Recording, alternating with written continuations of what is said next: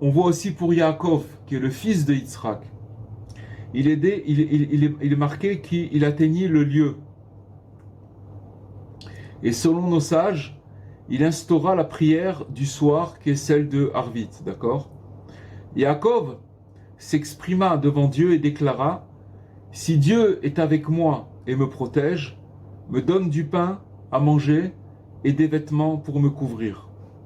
Et nos sages, ils nous enseignent la chose suivante: Dieu, il recueillit les paroles de nos pères et en façonna une clé pour la délivrance des enfants.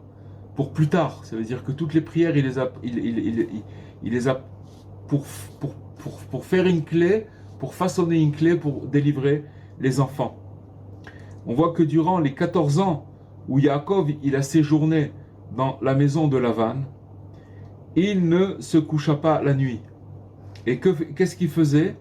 Alors il lisait les 15 cantiques des degrés, Shir HaMa'alot, c'est-à-dire c'était les 15 psaumes de Shir HaMa'alot qui figurent dans le livre des psaumes de Tehilim, qui sont entre le psaume 120 au psaume 135.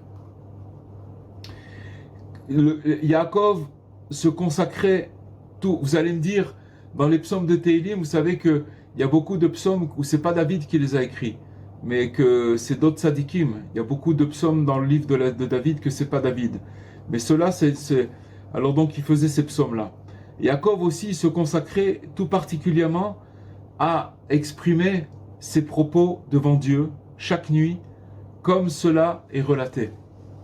De même, lorsqu'il envoya les messagers à Esav, quand il était de retour de Lavan, après qu'il se soit marié avec Léa et Rachel, et que maintenant il revenait vers la Terre Sainte, alors il s'est adressé à Dieu, parce que il a envoyé des messagers à son frère Esav, que son frère Esav le recherchait pour le tuer, et il a fait la prière suivante: sauve-moi de grâce de la main de mon frère.